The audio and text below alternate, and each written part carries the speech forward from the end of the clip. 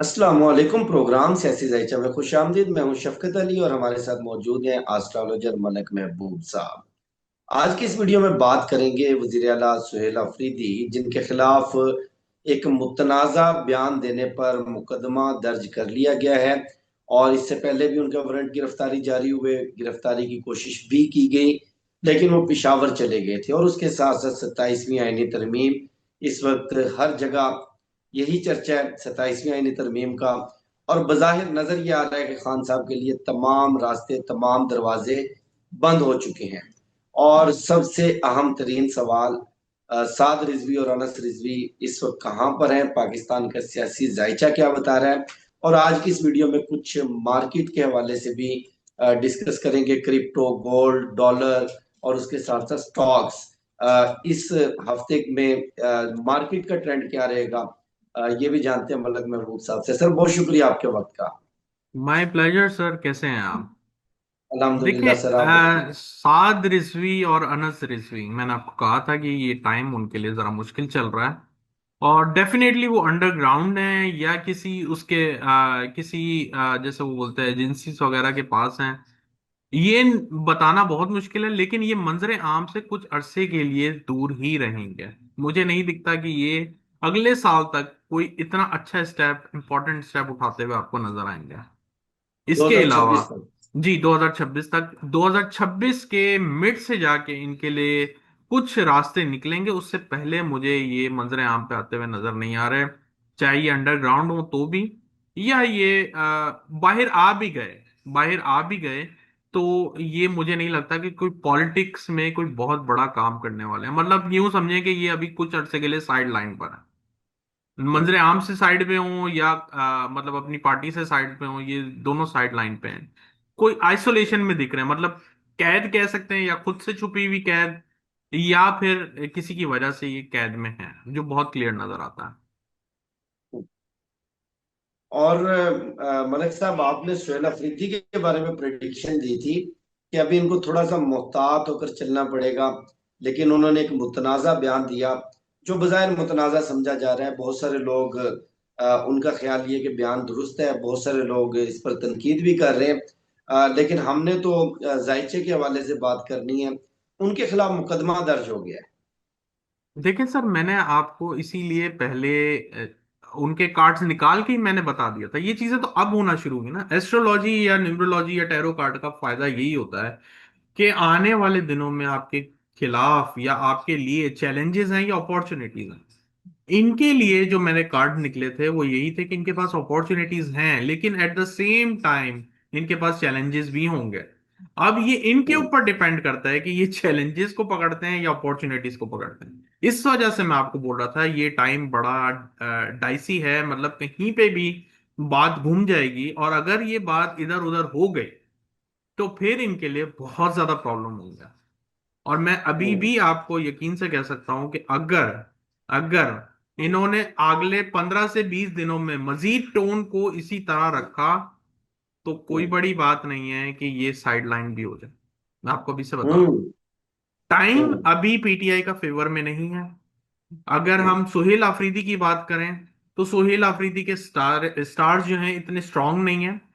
कहने का मकसद ये है कि नवंबर दिसंबर के बाद अगर ये ऐसे स्टेप उठाते तो फिर कोई मसला हम्म, नहीं था। वो अच्छे बुरे जो भी हैं, मुझे उसमें नहीं पढ़ना, मैं एस्ट्रोलॉजिकल आपको रीडिंग दे रहा हूं कि इनका हम्म, टाइम जरा रोलर कोस्टर की तरह ऊपर नीचे जाने वाला है।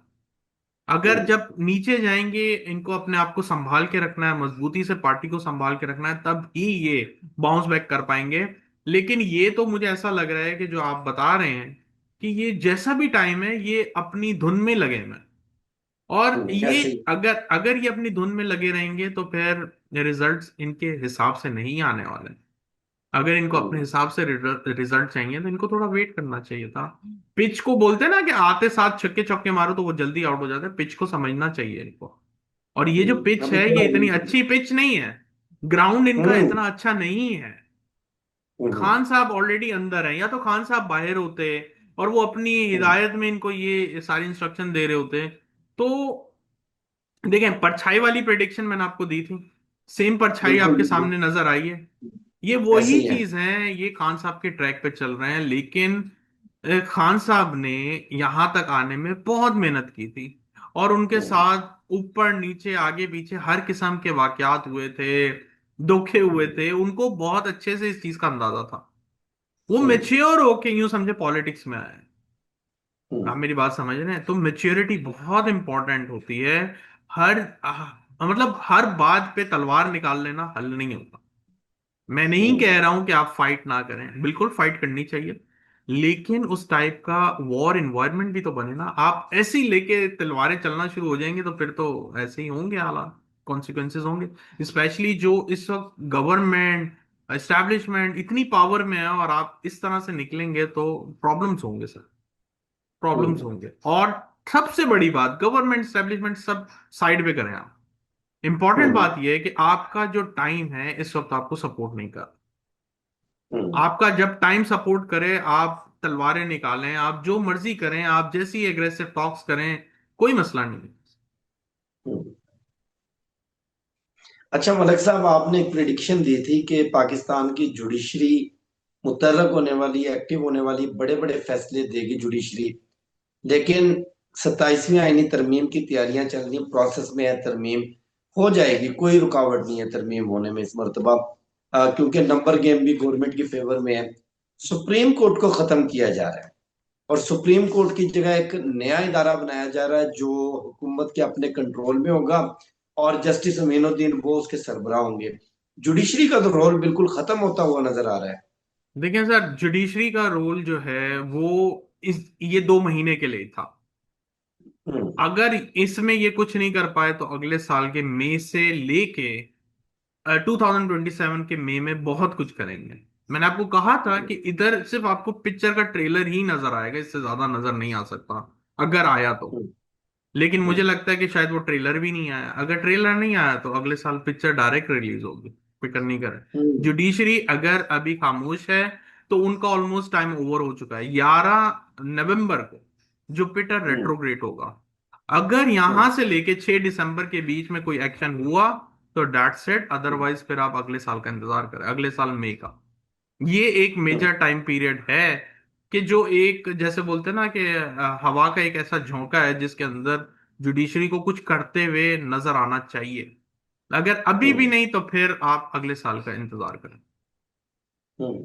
अच्छा मलिक साहब, 27वीं आईनी तरमीम में जो सबसे इम्पोर्टेंट छिक है वो फील्ड मार्शल की एक्सटेंशन एक्सटेंशन दूसरे तरीके से दी जा रही है।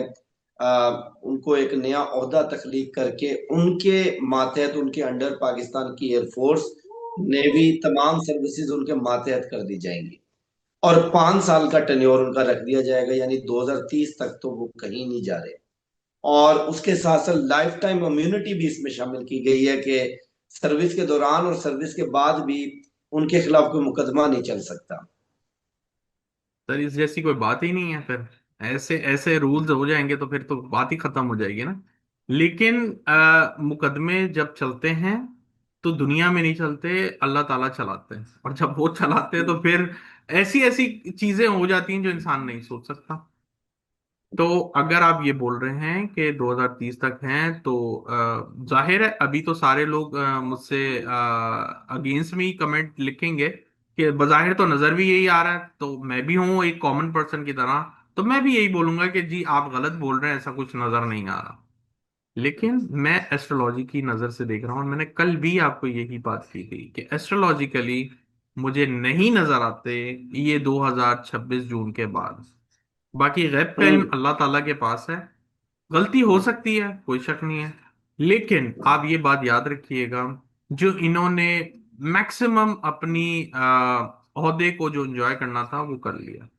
अब यहां से हम्म, इनका डाउनफॉल स्टार्ट नजर आ रहा है मुझे सितारों में। हम्म, चाहे जो मर्जी ये जो भी इनकी अपनी अमेंडमेंट्स लेकर आए, जो मर्जी करें, अमेंडमेंट्स के हम्म, बावजूद चीजें ऐसी हो जाती हैं जो हमने नहीं सोची होती।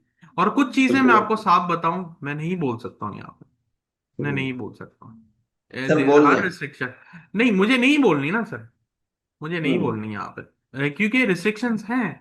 आपको जब हम्म, 2026 का जून आएगा उसके बाद सब चीजें खुद नजर आएंगी। इंशाल्लाह। सर, इस तरमीम से बजाहिर एक और ग्राउंड रियलिटी भी सामने आ रही है। जुडिशरी खत्म, और हुकूमत पावरफुल, फील्ड मार्शल को भी एक्सटेंशन, एस्टेब्लिशमेंट पावरफुल। खान साहब के लिए तमाम रास्ते, तमाम दरवाजे बंद हो गए हैं। और बज़ाहिर कोई तहरीक अभी ग्राउंड पर नजर नहीं आ रही। जो तहरीक की डेट दी है उस पर मैं आगे चलकर सवाल करूंगा। खान साहब के लिए रास्ता कहाँ से निकलेगा? अल्लाह ताला निकालेंगे रास्ते। हम्म। जिस वक्त वो कैद में गए थे उससे 2 दिन पहले भी नहीं पता था दुनिया को या खान साहब को भी। मुझे नहीं पता खान हम्म। साहब को पता भी हो कि वो जेल में जाने वाले हैं। पता था सर? हम्म। आपको पता था? किसी को भी नहीं। बस तो फिर इंतजार करें। मैं बता रहा हूं आपको कि खान साहब के लिए फैसिलिटीज नवंबर में हैं। अब वो कैसे हम्म। हैं मुझे भी नहीं पता, लेकिन उनके लिए ऑप्शंस हैं। अब हम्म। बात यह है, मैंने आपको बार बार बताया है, खान साहब को फ्लेक्सिबिलिटी लानी पड़ेगी, वरना हम्म। आप मुझे जो मर्जी कहें। हम्म। जब आप फंस जाते हैं आपके लिए सॉल्यूशन आते हैं, लेकिन वो आपके हिसाब से नहीं आते, क्योंकि सितारे आपको एक क्रंच में ले आते हैं। मेरी बात को हम्म। समझें। मैं किसी पार्टी के साथ नहीं हूं, आप मुझे 1.5 साल से जानते हैं ना, मैं पॉलिटिक्स को फॉलो करता हूं। लेकिन जिस बिल्कुल। तरह का नेचर खान साहब का है, जिस तरह के प्लानिटरी जो अलाइनमेंट्स हैं, उसके हिसाब से मुझे नहीं दिखता कि खान साहब के लिए जो वो प्लान करके बैठे हुए हैं कि मैं अदालतों से निकलूंगा या मैं वो उससे निकलूंगा। आपके सामने अदालतें, आप तो साइड लाइन हो रही हैं बकौल आपके। तो जो हम्म। आने वाले दिन है वो मजीद टफ है। खान साहब के लिए हम्म। फैसिलिटीज हैं, लेकिन उनको जिस तरीके से निकलने का मौका दिया जा रहा है वो शायद वो एक्सेप्ट नहीं कर रहा। हम्म। इनकी पार्टी के एमएनए नियाजी साहब हैं, बैरिस्टर उमेर नियाजी। उन्होंने ये दावा किया है कि खान साहब अनकरीब रिहा होंगे। 2026 खान साहब की रिहाई का साल है। सर वो उस पे हम नहीं जाते, वो इसलिए क्योंकि हर साल को वो लोग ऐसी बातें करते रहते हैं। हम्म। जो नया साल आता है वो यही बोलते हैं, नई ईद पे वो बोलते हैं ईद से पहले, ईद के बाद, बकरा ईद से पहले, बकरा ईद के बाद, वो हर सीजन पे ऐसी बातें करते रहते हैं। तो हम्म। एस्ट्रोलॉजिकली मैंने आपको बताया हुआ, नवंबर बड़ा इंपॉर्टेंट महीना है खान साहब। नवंबर, दिसंबर, जनवरी, ये बड़े 3 महीने इंपॉर्टेंट आपको नजर आएंगे। इनको ये रिहाई को लेके, पार्टी को लेके, और पार्टी में जो चेंजेस आनी है उनको लेके बहुत इंपॉर्टेंट महीने हैं ये। अच्छा मलिक साहब, 14 नवंबर की डेट तहरीक चलाने की दी गई है, लेकिन ये डेट पीटीआई ने नहीं दी। पीटीआई के नामजद करदा अपोजिशन लीडर्स, कौमी असम्बली में महमूद खान अचकजई और सेनेट में अलामा राजा नासिर अब्बास, इन्होंने ये डेट दी है। तो कोई ग्राउंड के ऊपर एक्टिविटी नजर आ रही है? सर 15 के बाद होगी, 15 से पहले जो भी चीज है वो फेल है। अब अगर इन्होंने हम्म। वापस वही वाली हरकत की, ऐसे डेट्स हम्म। उठाए या ऐसी गलत टाइमिंग उठाई, तो फिर आप पता है क्या रिजल्ट होंगे। पहले भी मैं बता चुका हूँ, प्रोटेस्ट आपको 15 के बाद रोड पे नजर आएंगे, लेकिन इसका मतलब ये नहीं है कि आप फिर जब दिल किया रोड पर आ गए, वो सक्सेसफुल नहीं होगा। चीजों को हम्म। टाइम से करने पे, मतलब एग्जाम्पल के तौर पे लोहा गर्म हो तो अगर आप उस पर हथौड़ा मारें तो वो आपके हिसाब से मोल्ड हो जाता है। तो हम्म। हथौड़ा अगर सख्त, सॉरी, अगर लोहा गर्म नहीं होगा तो फिर तो आप जितने मर्जी हथौड़े मारते रहें, ये वही मिसाल है। हम्म। अच्छा मलिक साहब, मरियम नवाज अचानक एक खुफिया दौरे पर अमेरिका गई हैं हम्म। और इतलात ये है कि अमेरिका से वो ब्राजील जाएंगी। तो ये अच्छा। ब्राजील में ऐसा क्या है? क्या मतलब ये खुफिया दौरे क्यों हो रहे हैं? क्या हुआ मरियम नवाज को? देखिए, मरीम नवाज को मुझे लगता है कि आइडिया हो गया होगा आने वाले जो दिन हैं उनके फेवरेबल नहीं है। तो शायद हम्म। वो जो बचा कुचा टाइम है उसको एंजॉय करना चाह रही है। मुझे नहीं लगता कि वो अगर इससे ज्यादा अपने आप उसको ट्रैवल को, मतलब अपने टाइम को मजीद एक्सटेंड कर पाए। जो उनका जायचा है वो बस इट्स ओवर नाउ, 2 महीने बाकी। हेल्थ इश्यूज का भी आपने बताया था, हो सकता जी है किसी बिल्कुल, तरह के हेल्थ हेल्थ इश्यूज इश्यूज की की वगैरह वजह की पॉसिबिलिटीज हो सकती हैं। हेल्थ इश्यूज का जो प्रॉब्लम है उनका, वो अब ज्यादा बढ़ने वाला है आफ्टर जनवरी। से। मलिक साहब, अफगानिस्तान वाला मामला, डेडलॉक के बाद बातचीत खत्म हो गई है, सीज फायर खत्म हो गया है। और कुछ पाकिस्तान के दोस्त ममालिक कोशिशें कर रहे हैं दोनों को करीब लाने के लिए, कोई मुआहदा करवाने के लिए। तुर्की के वजीर खारजा भी पाकिस्तान आ रहे हैं। तुर्की ने होस्ट किया था, उससे पहले कतर ने होस्ट किया था। पाकिस्तान और अफगानिस्तान के मामले पर क्या नजर आ रहा है? कोई लड़ाई होगी या किसी तरह की कोई सुलह सफाई या बीच का रास्ता निकल आएगा? सर बीच का रास्ता मुझे दिसंबर से पहले नहीं नजर आता। मैंने आपको पहले भी कहा था कि अगर इनके मसले चलेंगे तो अभी जरा लंबे ही चलने वाले हैं। मुझे जरा जल्दी कोई आसानी नजर नहीं आती, तो अभी थोड़ा वेट करना पड़ेगा। अभी मुझे नहीं लगता कोई सिला सफाई होती हुई आपके सामने आएगी। 15 तारीख तक जंगों के मामला जरा ज्यादा एक्टिव हैं। अगर 15 तारीख के बाद ये मसले हल करने की तरफ जाएंगे तो ज्यादा बेहतर रहेगा। मलक साहब, थोड़ा सा मार्केट की बात कर लेते हैं, लेकिन हमारे व्यूअर ने क्वेश्चन किया था कि सबसे पहले डॉलर का बताएं, डॉलर के बारे में प्रिडिक्ट करें, और गोल्ड, उसके अलावा स्टॉक्स और क्रिप्टो। देखिए स्टॉक्स जो हैं मुझे लगता है कि अभी तो बहुत नीचे आ चुके हैं और बहुत ज्यादा अभी आने वाले टाइम में ये नीचे रहेंगे। अगर इसमें मूवमेंट आएगी तो मैं 28 नवंबर के बाद ही एक्सपेक्ट कर रहा हूँ अच्छी, जो बुलिश मूवमेंट की बात कर रहा हूँ। और 11 नवंबर के बाद मुझे ऐसा लगता है गोल्ड में कोई ट्रिकी सिचुएशन होगी जो मुझे अपसाइड की तरफ ही दिख रही है फिलहाल। लेकिन मेरे कहने पे ब्लाइंडली प्लीज आप जो है बाय या सेल नहीं किया करें, क्योंकि इसके अंदर फाइनेंशियल एडवाइजर की जरूरत होती है। तो प्लीज कल को आप मुझे ब्लेम करें कि सर आपने कहा था हमने ले लिया और अब हमें नुकसान हो रहा है, मैं इसका जिम्मेदार नहीं हूं। अगर आप मुझे ज्वाइन करते हैं फिर एक अलग बात है। इसके अलावा आपने बात की डॉलर की।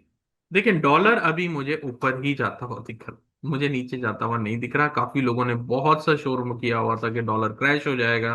फिलहाल मुझे ईयर एंड तक डॉलर नीचे नहीं दिखता। और क्रिप्टो? क्रिप्टो भी बाउंस बैक करेगी। क्रिप्टो बहुत अच्छे लेवल पर है। कोई छोटे से स्टॉप लॉस के साथ आप इसको बाय करें। क्रिप्टो में बिटकॉइन, इथेरियम और रिपल ये अच्छे मुझे दिखते हैं इंस्ट्रूमेंट। लेकिन फिर मैं वापस आपसे अर्ज कर रहा हूँ प्लीज ब्लाइंडली ना करें, क्योंकि ये हर किसी को राज नहीं आता, इसलिए नुकसान ना करें। किसी से पहले जायचा बनवाएं, उसके बाद ही इनमें इन्वेस्ट करें तो ज्यादा बेहतर रहेगा। बहुत शुक्रिया मलक महबूब साहब, आपके कीमती वक्त का। मुझे शफकत अली को, मलक महबूब साहब को दीजिए इजाजत। वीडियो के हवाले से फीडबैक जरूर दीजिएगा। अपना बहुत ख्याल रखिएगा। इंशाल्लाह आपसे होगी फिर नेक्स्ट वीडियो मुलाकात। अल्लाह हाफिज।